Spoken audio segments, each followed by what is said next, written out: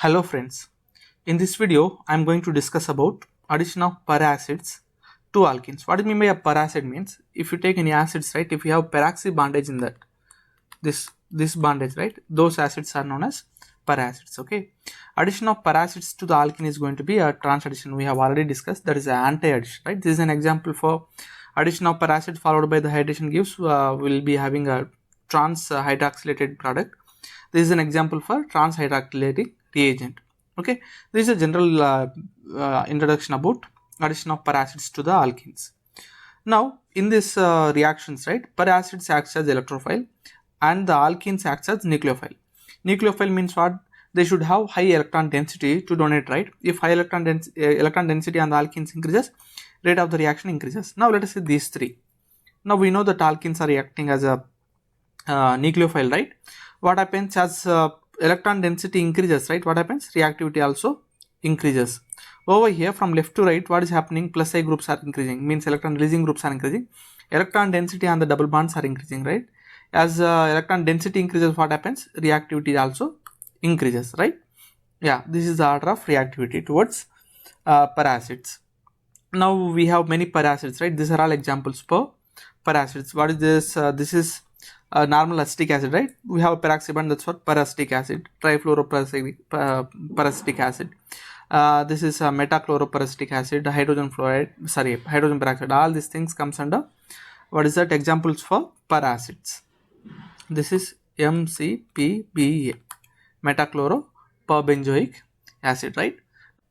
And now let us see how a normal reactions takes place with the para-acids. Let us take an alkene over here.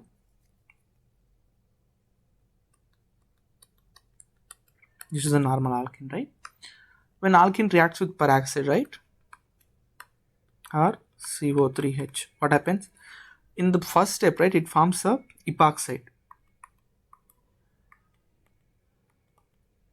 It forms a epoxide. Okay, yeah.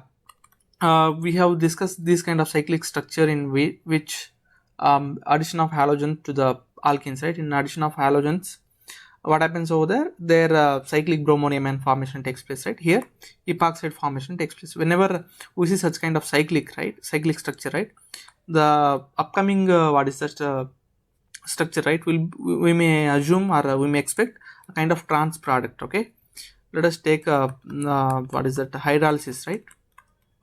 Followed by hydrolysis, what happens? Ring opening takes place and formation of trans hydroxylating product takes place. Okay, these two are not on the same plane, that's what we are calling it as trans addition product. Okay, let us see a mechanism, okay, how the reaction takes place. Let us see the mechanism. Okay, initially what is that?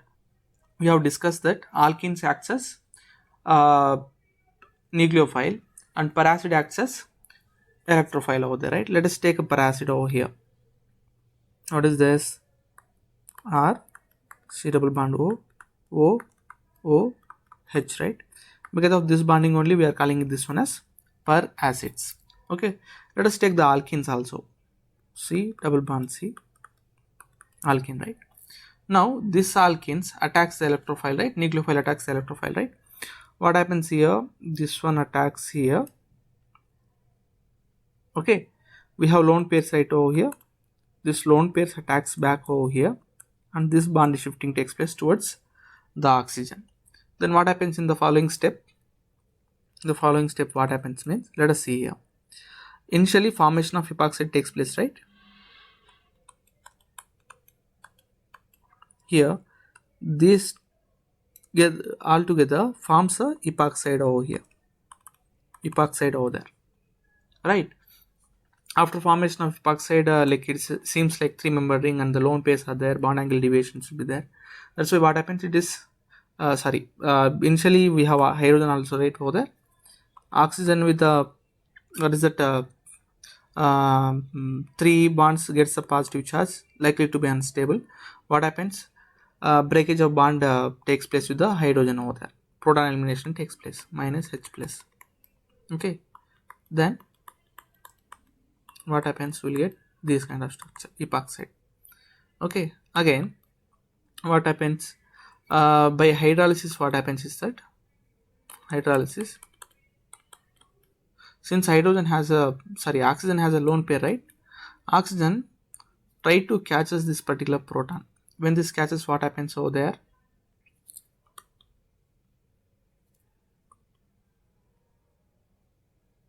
What happens? Again, oxygen with 3 bonds gets a positive charge, unstable, right? Here what happens? The next step, the following step, we have water, right? H2 with 2 lone pairs. Yeah, oxygen with 3 bonds is likely to be unstable, right? In the following step, what happens? Hydrolysis happens. Okay, now oxygen attacks to this particular carbon, this bond breakage takes place. The following step, what happens here? We'll be getting OH plus carbon, here OH will be there, right? Yeah, here again oxygen with 3 bonds is unstable. Elimination of proton takes place. When elimination of proton takes place, what happens? We'll get the desired product. What is that? Trans-hydroxylated product.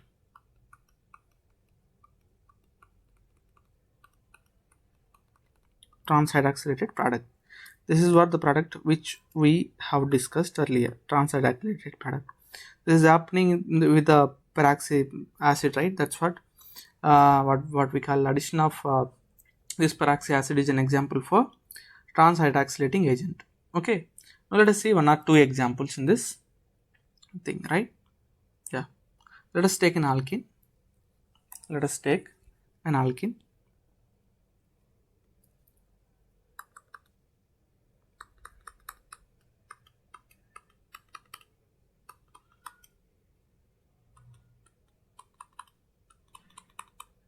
Right? Yeah, with the peracid, what happens? Let us take a peracid, CO3H. In the first step, what happens? Formation of peroxide takes place, right? Let me write the peroxide over here. CH3, C, H, single bond, H, CH3. Oh, this is the peroxide. Formation takes place with the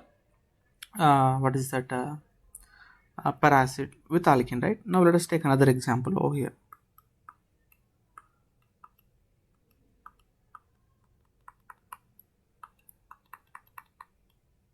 Okay, let us take MCPB, metachloropropbenzoic acid, right? Now we have 2 double bonds over here, right? We have 2 double bonds over there. Which double bonds participate? Let us take A and B, right? Which double bond participates in the addition reaction? It is going to be B, because double bonds are alkene acts as a nucleophile over here, right? As electron density on the alkene increases, what happens? They react more towards the electrophilic addition reaction, right? That's what it has. It is substituted alkene, and electron releasing groups are there over there. What happens? Electron density on this particular double bond increases, it can readily react with the electrophile. That's what this particular double bonds react with the peracid over there and forms the epoxide.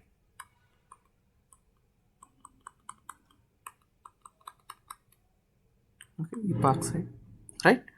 This double bond remains same over there. Okay, now let us take another example over here. Another example.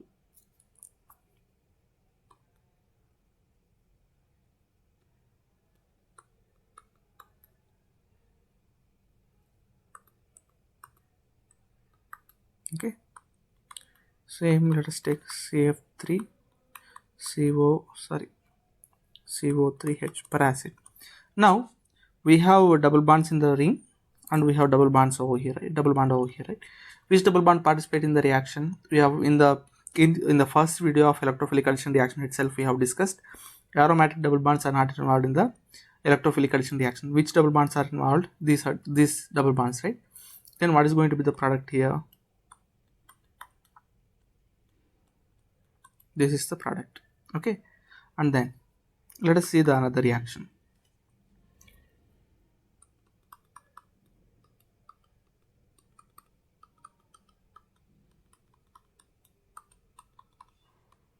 Okay, let us take MCPBA with followed by hydrolysis. Okay, what is this reactant here? It is a cis alkene, right? Symmetrical cis alkene. What is the addition here? It's a trans hydroxylating agent, right? Then what happens? Cis with anti-addition or anti-addition. Cis with anti-addition, what happens? Formation of racemic mixture takes place, right? Let me write the product over here. CH3 OH OH H H CH3. Okay, formation of racemic mixture takes place. This is what the product is going to be. Okay, let us take another example. Okay, let us take the trans product. Let us take ethyl, C double bond C, H and ethyl, right? What is this one? It's a trans alkene, right? Trans alkene plus, let us take all the reagents as it is. Okay, this is a trans alkene. The addition is going to be anti-addition, right? Trans plus anti is going to be meso, right? Meso, right? That's what. Now what should be the product over there? It is going to be the meso one, right? Ethyl OH OH H and ethyl. This is the meso compound, right? Yeah, if you know the stereochemistry of the addition reactions, right, we can easily write the product what is going to be, right? This is what all about addition of paracids to the alkene, right? Thank you for watching and please do subscribe. Thank you.